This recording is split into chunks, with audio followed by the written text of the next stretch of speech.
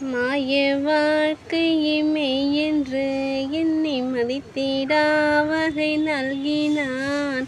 வேயத்தோல் உமை பங்கன் எங்கள் திருப்பெரும் துறை மேவினான்.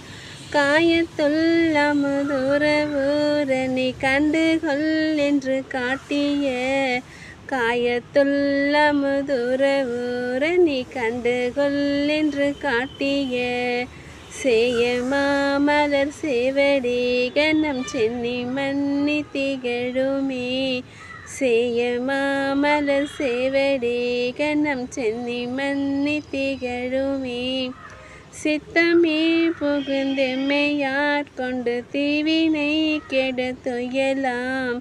பக்தி தந்து தன் பொற்கடற்கனை பன்மலர் கொய்து சேர்த்தலும் முத்தி தந்து இந்த மூவுல